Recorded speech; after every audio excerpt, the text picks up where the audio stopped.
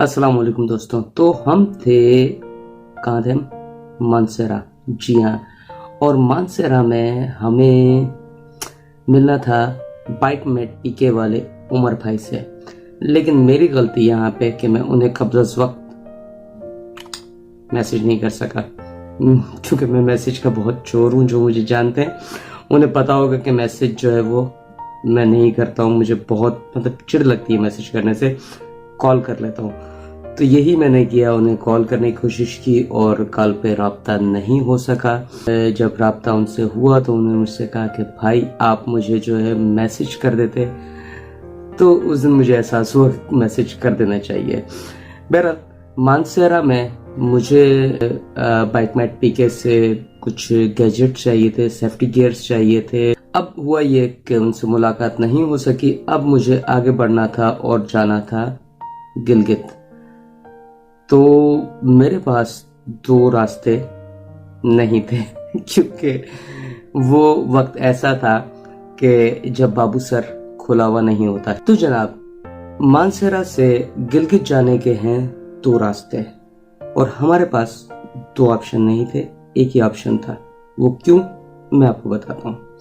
पहले आपको मैं वो दो रास्ते बता दूं। तो जनाब, पहला रास्ता जो सयाहों में, मुल्की व बैनुल-अक़वामी तमाम सयाहों में सबसे मशहूर है, वो है बाबूसर वाला रास्ता, यानी कि मानसेरा बालाकोट मेरा फेवरेट। और फिर उसके बाद जो है वो किवाई, मोहांदरी वही जहाँ से जो है मनोर वैली और आंसू लेक का जो है ट्रैक जाता है। उसके बाद जो है वो कागान, नारान और फिर जो है आगे बढ़ के जो है बहुत सारी वादियां से गुजरते हुए लोलोसर और जलखड वही जहाँ से नूरी टॉप के जरिए जो है वो कश्मीर जाया जाता है। और फिर उसके बाद जो है वो बाबूसर, और बाबूसर से उतर के चिलास। तो ये मैंने इसलिए किया कि वो भी जो है बकोट टाइप की जो है वो काफ़ी ढलवान जो है जो बाबूसर से चिलास तक जाती है। मतलब एकदम से ऐसे यही सिचुएशन होती है।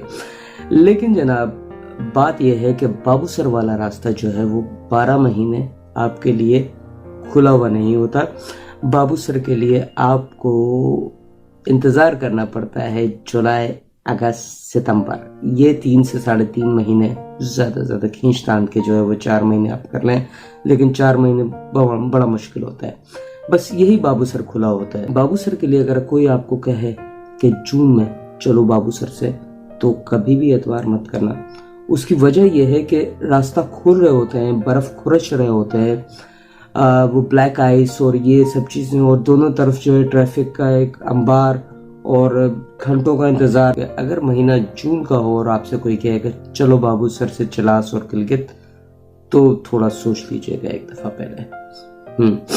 तो जनाब, दूसरा रास्ता जो है वो है बिशाम वाला, जिसमें कि बिशाम से दासू और दासू से चिलास। लेकिन ये थोड़ा तवील रास्ता है। मैं जब दिन में निकला हूँ तो मेरे पास तो वादी कागान का ऑप्शन ही नहीं था। मुझे जाना था बिशाम, और बिशाम से ज़रा मानसर और बिशाम के दरमियान बारिश, कीचड़ और काफ़ी मैं गलत रास्ते पे भी चला गया। किसी ने मुझे गलत रास्ता बता दिया था। होता यह है कि जब हम बाइक पे होते हैं तो हम बारिश की वजह से नेविगेटर के ज़रिए नहीं चल पाते हैं बाज़ औक़ात, क्योंकि बारिश हो रही होती है। सेलफोन जो है वो बाहर रख नहीं सकते हैं। तो बहरहाल मैं जो है वो काफ़ी देर तक गलत रास्ते पे भी चलता रहा, जिसकी वजह से मुझे बिशाम पहुंचने में तकरीबन जो है वो बाद दोपहर, और दासू तक मैं शाम असर के वक्त पहुंचा हूँ। दासू से चिलास तक का रास्ता ये हमारे सयाहों में इंतहाई बदनाम रास्ता है। इस रास्ते को ज़्यादा पसंद नहीं किया जाता है। इसके बारे में बहुत सारी जो है वो ऑल फोल बातें जो है ना वो की जाती हैं। तो बहरहाल ये एक खूबसूरत सा रास्ता है, टूटा फूटा है बज़ाहिर। आप जब मैं भी दासू से आगे बढ़ा हूं तो मैंने देखा ये कुछ 60 किलोमीटर है, और 60 किलोमीटर हमें कितना टाइम लगेगा भाई, 2-2.5 घंटे बहुत हुआ तो। लेकिन जब वो रोड की हालत देखते हैं तो 1 घंटे में 10 से 15 किलोमीटर से ज़्यादा जो है वो निकालना आसान नहीं होता। अब उसके बाद जब हम दासू से आगे बढ़े तो यकीन कीजिएगा कि बिशाम से दासू और दासू के बाद हम एंटर हो रहे थे एक तरह से जो है वो कोहिस्तान में। यहाँ अभी कोहिस्तान के वो रंग नज़र नहीं आए थे, लेकिन यहाँ पे पहाड़ों के और आबशारों के साथ वही free service, self service station वगैरह। लेकिन यहाँ पे कुछ बच्चे मौजूद होते हैं, आप उनको 10-20 रुपए दे के अपनी गाड़ी की सफाई वगैरह 50-100 भी दे दीजिए तो कोई हर्ज नहीं है, जितना दिया जाए उतना बेहतर होता है। तो बहरहाल उसके बाद जो है वो वहाँ पर अगर आप ऐसे स्टे करना चाहें तो वो एक अच्छी जगह है, एक मज़ा आता है। माना कि इसको हम अगर इसका मुकाबला हम वादी कागान से करेंगे तो वो चीज़ नहीं, लेकिन इसका एक अलग अपना हुस्न है, एक अलग इसकी जो है ना खामोशी है। वो एक इंतहाई सरसब्ज इलाका है और ये एक रेगिस्तानी इलाका है। रेगिस्तानी इलाके की अपनी खूबसूरती होती है। वहाँ नार बह रहा होता है, कागान वाली तरफ, बाबूसर वाली तरफ और बिशाम वाली तरफ सिंध बह रहा होता है। और सिंध की खूबसूरती और सिंध की मोहब्बत तो कोई सिंध वाला ही जानता है कि उसे जो है उस रास्ते में क्या खूबसूरती नजर आई। तो बहरहाल दासू और चिलास के दरमियान नहीं, बल्कि दासू और समर नाला के दरमियान जहाँ बहुत सारे लोगों से मुलाकात हुई और कोई लस्सी, कोई दूध और ये इस तरह की चीज़ें, क्योंकि भाई रोज़ा था, ले तो पी तो नहीं सकते थे, लेके रख रहे थे। गाड़ी की सर्विस करवाना, और वो लोग इंतहाई प्यार करने वाले और बहुत जो है वो इज्जत देने वाले लोग, हंसी मजाक करने वाले लोग। और मुझे हैरत हुई कि इनके बारे में इतनी अजीब बातें क्यों कही जाती हैं। मुझे तो ये लोग जो है वो बहुत अच्छे लगे। यहाँ तक कि समर नाला से थोड़ा पहले शाम हो चुकी थी, सूरज ढल चुका था, एक बहुत बड़ा बकरियों का, भेड़ों का रेवड़ जा रहा था। तो मैं इससे पहले कि उस रेवड़ के करीब पहुंचता या उसे क्रॉस करके फोटोग्राफी करने की कोशिश करता, इसीलिए आपको उसकी कोई तस्वीर नहीं मिलेंगी। उस रेवड़ के साथ जो लोग थे जो मेरी जबान नहीं बोल सक रहे थे, उन्होंने मुझे इशारे से कुछ कहा जल्दी निकलने के लिए। तो मैं वो थोड़ा समझ नहीं पाया, मैं और आहिस्ता हो गया। तो उनमें से एक जो है मुझे इशारा करके कहता है, यानी कि उनके साथ एक कुत्ता था उस रेवड़ की रखवाली के लिए, जो कि उन लोगों ने उसको उस वक्त जो है काबू किया हुआ था ताकि वो मुझ पे झपटे ना। अब यहाँ देखिए कि जिस किस्म की बातें इन लोगों के लिए की जाती हैं, वो 4-5 लोग थे, उनके साथ कुत्ता था, मैं एक टूरिस्ट था, एक सैयाह मोटरसाइकिल पे जा रहा हूँ। अगर वो इस किस्म के लोग होते तो वो तो कुत्ते को मेरे पर छोड़ देते। वो कुत्ता मुझ पे झपटता, मैं गिरता, मेरा नुकसान होता। जो है वो याद है आपको जो पिछले जो है उसमें हुआ है, ट्रक वालों ने जो हरकत की थी। तो इन लोगों ने ऐसा नहीं किया कुछ भी। ये चाहते तो पूरा उसका जो है वो मजा ले सकते थे, बल्कि मुझे नुकसान पहुंचा के, हो सकता है मुझे चोट लगती, मतलब मेरा सामान वगैरह भी जो है वो उसके साथ भी कुछ छेड़छाड़ कर सकते थे। लेकिन इन लोगों ने ऐसा नहीं किया, बल्कि इन्होंने अपने कुत्ते को जो है काबू करके उसको जो है मतलब रोक के, और मुझे इशारे से, हालांकि वो मेरी ज़बान नहीं बोल सकते थे, लेकिन फिर मुझे इशारे से जो है जल्दी निकल जाने के लिए कहा। तो उसके बाद जो है तकरीबन मगरिब के वक्त मैं पहुंचा हूँ समर नाला। वो रात जो है मैंने समर नाला में गुजारी है। समर नाला में 2 होटल्स हैं, ठीक है, याद रखिए ये बात, जिनमें से एक होटल जो है उसमें सिर्फ तौम का बंदोबस्त है, और जो दूसरा होटल है उसमें क़याम और तौम दोनों का बंदोबस्त है।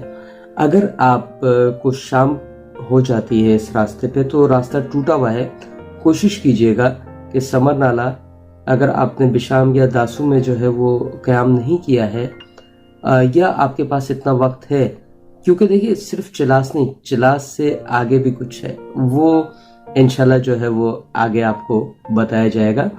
लेकिन इस वक्त के लिए आपको यही बताएं कि समर नाला, अगर आपको शाम हो चुकी है या रात हो रही है और मतलब बेहतर महसूस करें तो आप समर नाला पर रुक जाइए।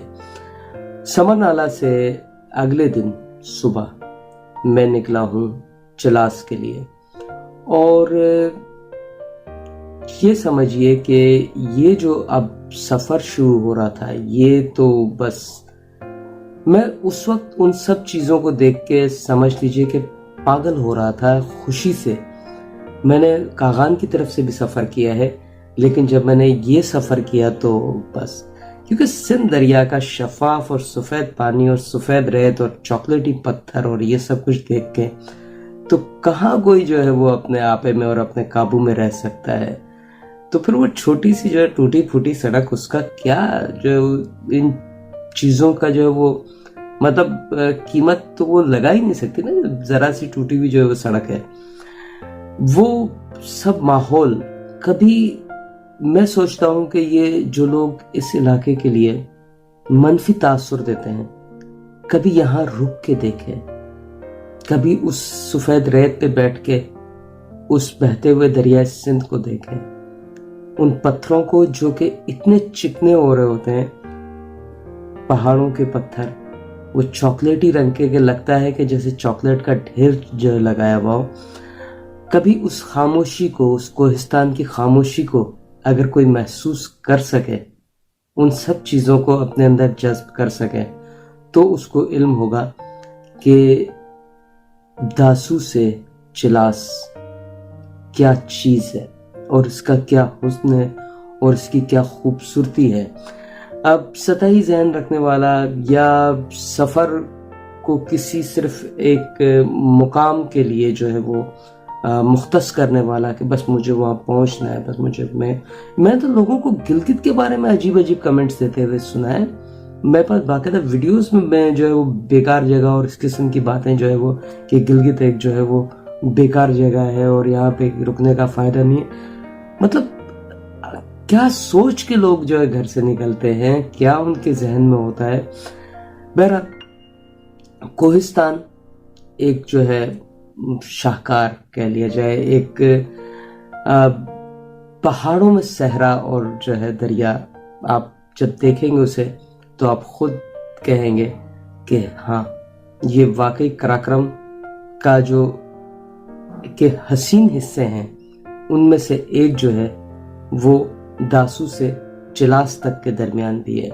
और इसी रास्ते पर बहुत से मज़े भी किए, जैसे कि एक जगह पर गाड़ियां रुक गई थी थोड़ी देर के लिए, तो वो कुछ चाइनीज़ थे, तो वो मुझसे कुछ चाइनीज़ में जो है बात करने लगे, तो मैंने कहा सॉरी आई एम नॉट। तो वो जो है वहाँ पर फिर उन कोहिस्तानियों के साथ जो है वो हल्ला गुल्ला। देखिए इसमें आप थोड़ा क्लिप देखिए। अरे अभी रिकॉर्डिंग शुरू होगी।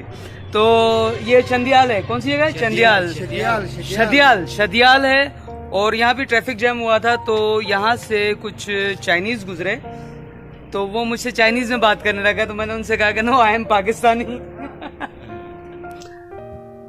तो उसके बाद जो है वो बिल्कुल चिलास कोई घंटा सवा डेढ़ पहले एक वहीं पे कोहिस्तानी थे जिनकी जो है बाइक ख़राब हो गई थी, तो मैं वहाँ पे रुक गया और तकरीबन जो है 1 घंटा या इतना जो टाइम हमें लग गया और उनकी मदद करने में, यानी हमें मतलब मुझे कोई और साथ नहीं था, इस चीज़ का थोड़ा सा ध्यान रहे। तो बहरहाल उसके बाद जो है वो आगे बढ़े हैं और उनकी मदद करने के बाद और पहुँचे हैं चिलास। अब यहाँ आज का सफ़र जो है वो ख़त्म करते हैं और इंशाल्लाह चिलास से गिलगित तक हम जिक्र करेंगे अगले सफ़र में। तब तक के लिए इजाज़त दीजिए। अल्लाह हाफ़िज़।